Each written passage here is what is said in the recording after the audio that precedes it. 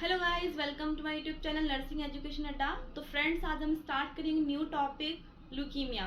Leukaemia बार बार exam में आने वाला क्वेश्चन है, जो एग्जाम में आता है, पीडियाट्रिक एग्जाम में भी आ सकता है, आपको मेड सर्च के एग्जाम में तो, या फिर मेडिकल सर्जिकल 2 में आ सकता है। तो देखते हैं ल्यूकीमिया। ल्यूकीमिया का अदर नेम क्या है? Blood cancer. ठीक है, तो क्या है definition? Leukaemia is a malignant proliferation of the haematopoietic cells. Haematopoietic cells stem cells, जिससे क्या बनता है? ब्लड फॉर्मेशन होता है।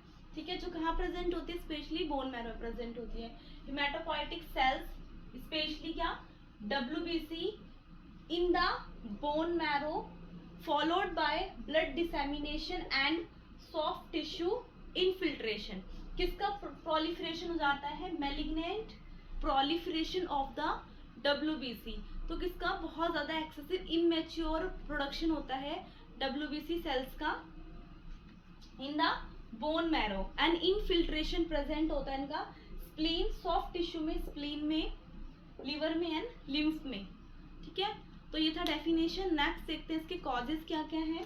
कॉजेज में है एटियोलॉजी अननोन। पहला तो क्या है? अननोन है। दूसरा जेनेटिक म्यूटेशन, अगर किसी पर्सन के जेनेटिक म्यूटेशन है तो भी हो सकता है। नेक्स्ट है एक्सपोजर ऑफ हाई रेडिएशन। एक ये इम्पोर्टेंट है कि अगर कोई पर्सन एक्सेसिव हाई रेडिएशन में एक्सपोज हो गया है तो वहाँ की जो सेल्स हैं वो एबनॉर्मल ग्रो करने लगती है, उनके अंदर चेंजेस आ जाते हैं, तो उस टाइम भी ये हो सकता है। नेक्स्ट है virus, T lymphocytes leukaemia virus. ठीक है, या फिर डाउन सिंड्रोम, या किसी के फैमिली हिस्ट्री में है, उनके ऑलरेडी किसी को था तो उनके सिबलिंग्स में, उनके आगे वाली जनरेशन में किसी को प्रेजेंट हो सकता है। तो ये थी एटियोलॉजी। नेक्स्ट देखते हैं टाइप। एग्जाम में टाइप पूछा जाता है। टाइप्स क्या क्या है? माइलॉइड ल्यूकीमिया 2 टाइप्स में होता है on the basis of organ. Myeloid leukaemia, lymphocytic leukaemia. ठीक है, ये on the basis of duration, फिर द फर्दर 2 में डिवाइड है acute, chronic, acute myeloid leukaemia, chronic myeloid leukaemia, acute lymphocytic leukaemia और क्रोनिक लिम्फोसिस्टिक ल्यूकीमिया। तो अब इनके बारे में फर्दर आगे डिटेल में पढ़ते हैं कि क्या होता है। ठीक है, टाइप ऑफ ल्यूकीमिया। तो ल्यूकीमिया कितने टाइप का होता है? 2 टाइप का, मेलॉइड ल्यूकीमिया एंड लिम्फोसिस्टिक ल्यूकीमिया। ठीक है, तो इनको भी फर्दर 2 में डिवाइड किया गया, acute and chronic, acute and chronic. तो पहले देख लेते हैं मेलॉइड ल्यूकीमिया क्या होता है। Uncontrolled proliferation of the immature myeloblast cells. किसका अनकंट्रोल्ड होता है? प्रोलिफरेशन होता है माइलोब्लास्ट सेल्स इन द, कहाँ पे? Bone marrow. ठीक है, तो पहले हम ये देख लेते हैं माइलोब्लास्ट सेल्स क्या होता है एंड लिम्फोब्लास्ट सेल्स क्या होता है। तो ये जब हिमेटोपोइटिक स्टेम सेल्स होती है जो बोन में प्रेजेंट होती है, जिससे हमारा ब्लड का फॉर्मेशन होता है, ब्लड कंपोनेंट बनते हैं, तो वही है स्टेम सेल्स। फर्दर 2 में myeloid stem cells and lymphoid stem cells, जिससे माइलोब्लास्ट सेल्स बनती हैं। मैच्योरेशन के बाद में माइलोब्लास्ट सेल्स क्या करते हैं? मैच्योर होके RBC, प्लेटलेट्स एंड WBC बनाती हैं। ऐसे ही लिम्फोइड स्टेम सेल्स मैच्योर होके लिम्फोब्लास्ट सेल्स एंड कन्वर्ट हो जाते हैं मैच्योर लिम्फोसाइट। तो ये मैच्योर ना होके इमेच्योर फॉर्म में ही एक्सेसिव ग्रोथ या प्रोलिफरेशन होने लगता है, जिनकी वजह से क्या होता है? ये ल्यूकीमिया डेवलप होता है। ठीक है, तो ये था कुछ इसकी पैथोफिजियोलॉजी।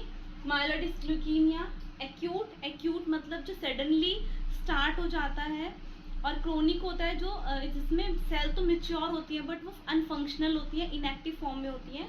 एक्सेसिव प्रोडक्शन होने की वजह से RBC एंड प्लेटलेट्स का लेवल कम हो जाता है और WBC का लेवल एक्सेसिव अमाउंट में हो जाता है। ठीक है, तो ये इनका है जो एक्यूट या ALM, अगर आपको ऐसे भी लिखा आ सकता है ALM। ये कब होता है? एज 67 ईयर्स में एंड मेनली इन अडल्ट। ये किस में होता है? अडल्ट में प्रेजेंट होता है। क्रोनिक ये इसी का फॉर्म है। नेक्स्ट आता है एग्जाम में आपसे ये पूछा जाएगा, पीडियाट्रिक अगर आप एग्जाम देंगे, पीडियाट्रिक एग्जाम में ये पूछा जाता है ALL। आपको इस तरीके से लिखा आएगा ALL define, ALL clinical manifestation and management. तो आपको ये देखना है ALL का मतलब क्या है? Acute lymphocytic leukaemia. ठीक है, ये most common in children after 15 years of age, most commonly किसमें होता है, चिल्ड्रंस में प्रेजेंट होता है, ठीक है। एक सेम है क्रोनिक, इसके अंदर ये कुछ ड्यूरेशन का, टाइम ड्यूरेशन की डिपेंड करता है, ये सडनली स्टार्ट होता है, ये ग्रेजुअली इंक्रीज होता है।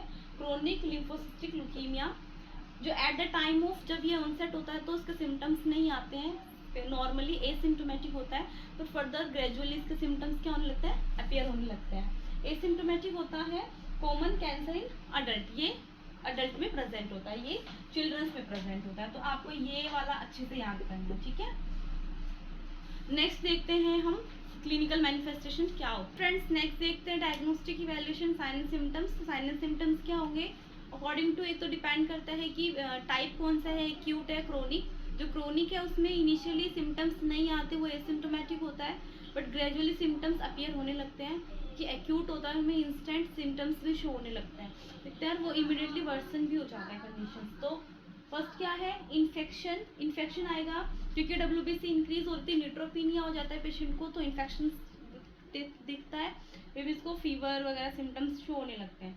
इन्फेक्शन, थ्रोम्बोसाइटोपिनिया, थ्रोम्बोसाइटोपिनिया क्या है, प्लेटलेट्स की डिफिशियंसी, किसकी, प्लेटलेट्स की, क्योंकि जब RBC, WBC एंड प्लेटलेट्स, तो WBC का इंक्रीज लेवल इंक्रीज होता है बोन मैरो के अंदर, वो भी इमेच्योर, जबकि RBC का एज कम्पेयर टू WBC कम हो जाता है, और प्लेटलेट्स का भी, जिसकी वजह से क्या होता है, पेशेंट को अनीमिया होने लगता है और थ्रोम्बोसाइटोपिनिया होता है, ब्लीडिंग होने के चांसेस ज़्यादा होते हैं। थ्रोम्बोसाइटोपिनिया, डिक्रीज प्लेटलेट्स होता है इसका मीनिंग। नेक्स्ट है अनीमिया, पेशेंट को क्या होने लगेगा, अनीमिया होगा।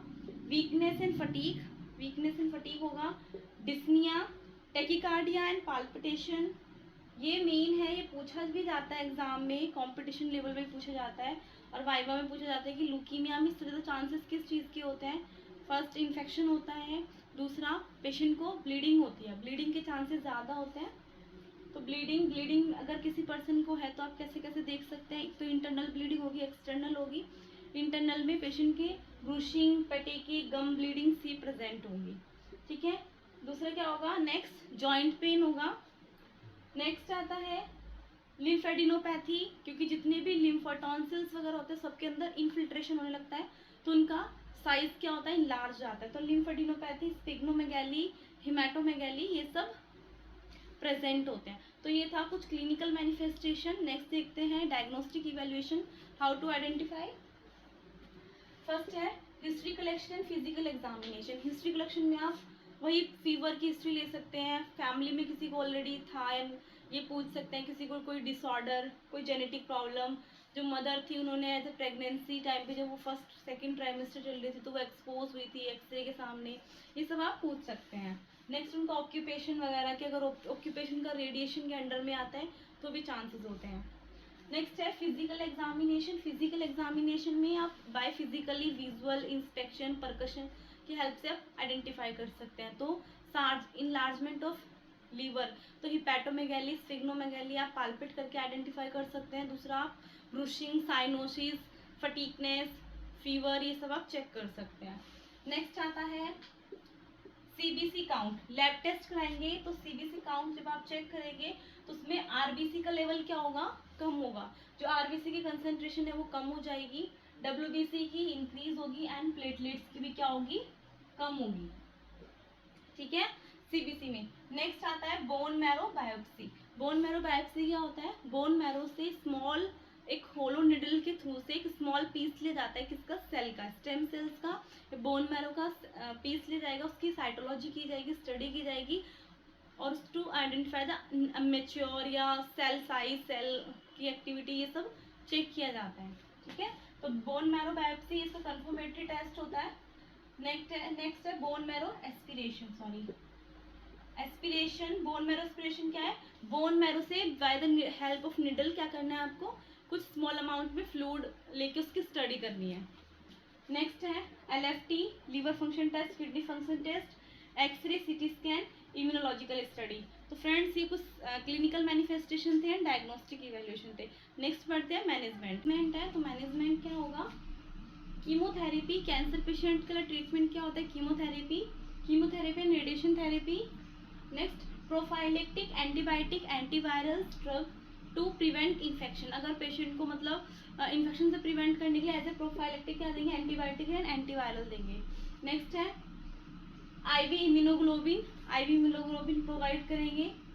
नेक्स्ट इसका डेफिनेटिव ट्रीटमेंट क्या था, बोन मैरो ट्रांसप्लांटेशन। तो ये आपको याद रखना है कि लुकीमिया का डेफिनेटिव ट्रीटमेंट क्या होता है, बोन मैरो ट्रांसप्लांटेशन। नेक्स्ट है नर्सिंग मैनेजमेंट में मेंटेन्ड आइसोलेशन, क्या करना है, मेंटेन करना है पेशेंट का आइसोलेशन, क्योंकि उनको न्यूट्रोपीनिया था, ऐसे पेशेंट को न्यूट्रोपीनिया होता है, इन्फेक्शन के ज़्यादा चांसेस होते हैं, तो उस पर्सन को, बेबी को हमेशा एक प्राइवेट रूम में शिफ्ट करना है। नेक्स्ट है administer vaccine to prevent infection, pneumococcal vaccine to prevent infection, तो उसको वैक्सीन एडमिनिस्टर्ड करानी है। नेक्स्ट है, ये क्वेश्चन भी आपको याद रखना है, avoid fresh flowers and raw vegetables in the patient room, जहाँ कहीं भी लुकीमिया के पेशेंट्स हैं वहाँ पे फ्रेश फ्लावर्स नहीं लेके जाने हैं, क्योंकि उनसे उनको क्या हो सकता है, इन्फेक्शन के चांसेस बढ़ सकते हैं। तो ये एग्जाम में वाइवा में दोनों क्वेश्चन पूछे जाते हैं। नेक्स्ट है क्या, नर्सिंग डायग्नोसिस है, नर्सिंग डायग्नोसिस देख लेते हैं, risk for infection and bleeding, इसके अलावा risk of infection and bleeding होगा। Next risk for impaired skin integrity related to toxic effect of chemotherapy की वजह से अगर टॉक्सिक इफेक्ट होता है, रेडिएशन थेरेपी की वजह से स्किन बर्न हो सकती है, तो रिस्क है उसका।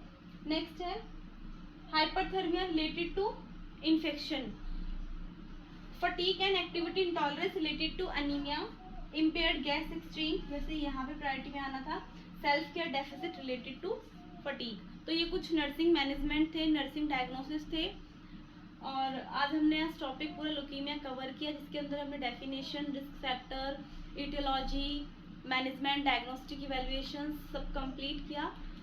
अगर आपको मेरी वीडियो अच्छी लगी तो प्लीज़ वीडियो को लाइक कीजिए, सब्सक्राइब कीजिए और मेरे चैनल को ज़्यादा से ज़्यादा शेयर कीजिए। Thank you.